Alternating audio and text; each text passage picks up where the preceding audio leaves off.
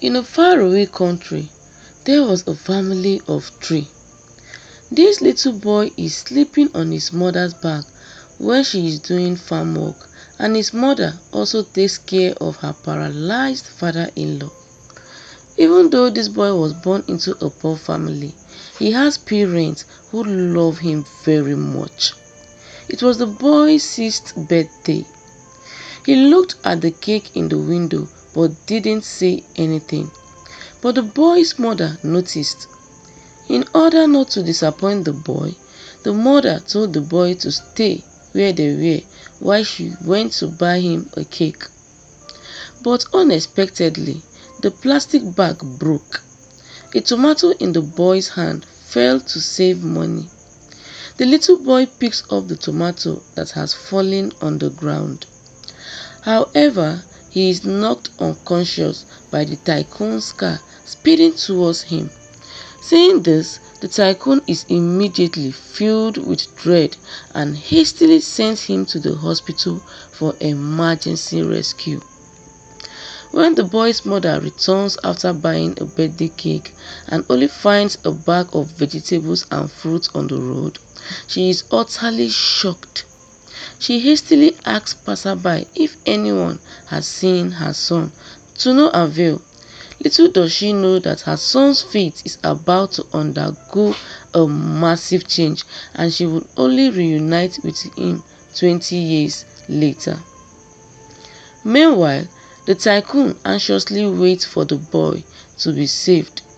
To his dismay, the doctor informs him that the medical skills in a small town aren't capable enough to treat the boy, and that a more experienced doctor in a big city might be able to save him.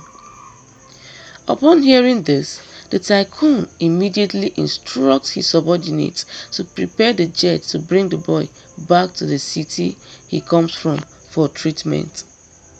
20 years later, the boy has become an adult and is now the CEO of Boy Group. Meanwhile, his biological parents have been tirelessly searching for him, posting countless missing person notices over the last 2 decades. All they want is to find their missing son. The man's father never gives up. He believes that as long as he can ride an extra 50 miles every day, the chance of finding his son would be greater. One day, the tycoon calls the man over and gives him a real estate project which is in Zento, a small town a few hundred miles away. He tells him that the place is where he originally came from, not forgetting to recount what happened 20 years ago. After learning his background, pieces of memories begin to resurface in the man's mind. It's been 2 decades and he wonders if his biological parents are still alive. Hence, he immediately boards a helicopter and heads to Zento.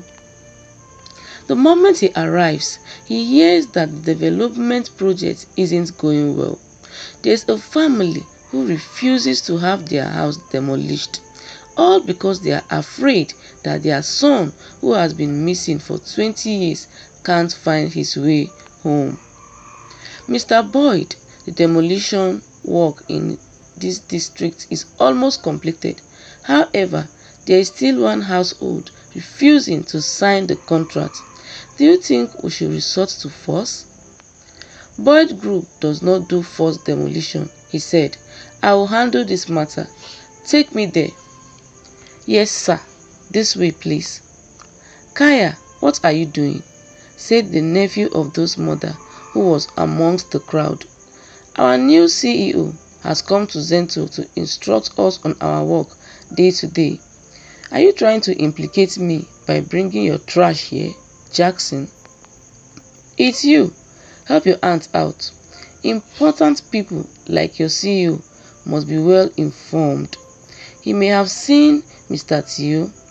I will go over and ask him. I will go and ask. Enough, he said, grabbing her hands and dragging her. Gaia, are you done? You only ever talk about Tio. You tell everyone you meet about Tio. Have you forgotten you were the one who lost Tio? No, I didn't. It wasn't on purpose. Get out of here, he shouted and left her speechless. When she got home, she found her husband back. Then she said, Samson, why did you come back? If you didn't say, I would have forgotten today. It's Tio's birthday. Yes, we must still celebrate Tio's birthday today. Wait for me, I'm coming back.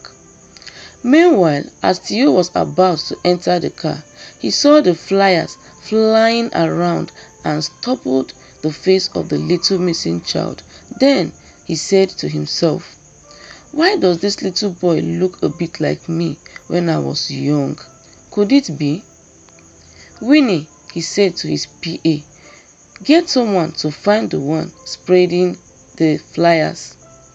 Okay, I'll get it done now. There should be results soon. Wait here for the news.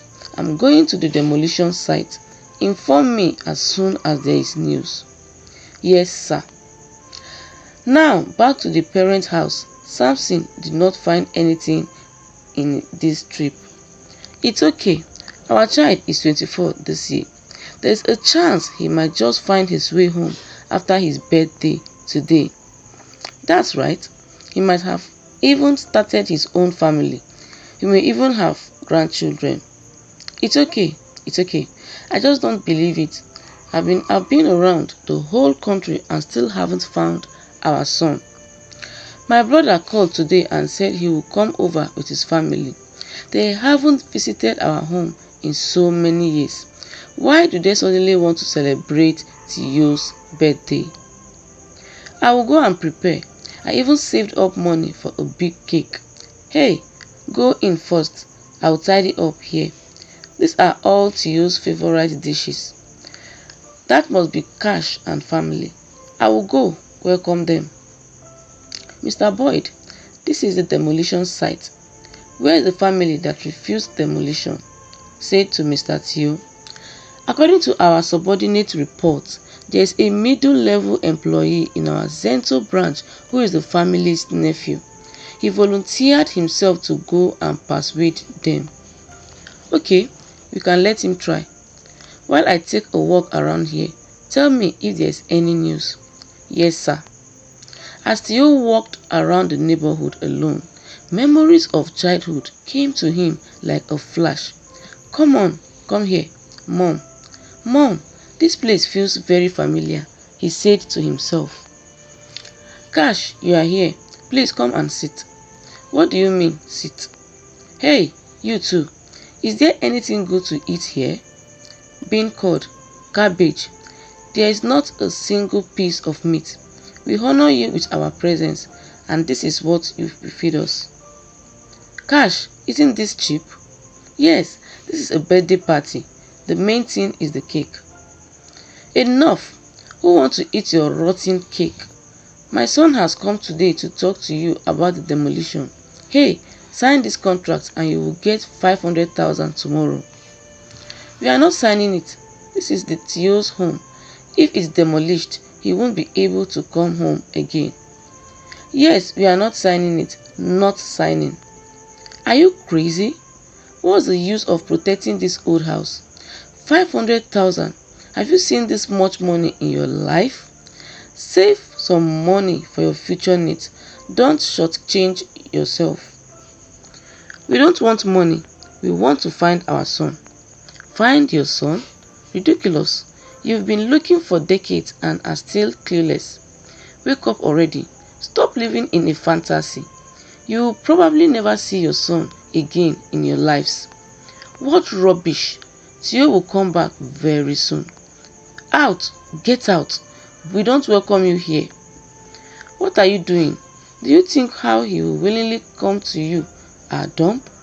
Look at this place. What's the difference between it and a pig siren doghouse? Not to mention, you know they will find your son. But even if you found him, do you think you will accept a bunch of rag-wearing and trash-collecting pumpkins as his parent? Dad, don't waste your breath on them. Old man, I'm going to ask you one last time. Are you going to sign or not? No, no. How shameless can you be? Ingrate. Hey, he's your uncle. How could you hit him? So what if I hit him? Even though he's my uncle, don't think that I actually respect you too. You ingrate, you are asking for it. As he continued insulting his uncle and wife, Theo walked into the house and helped the man up, but he was dressed in an overall, so no one could recognize him or his status. As he helped the man up and asked angrily why they hit an old man, they said, what business does he have in the house and who is he? Theo looked at them and said he is here to see the family who refused to sign the demolition contract. Guess the twist that unfolds afterwards. Like, comment and share for part 2. Bye bye.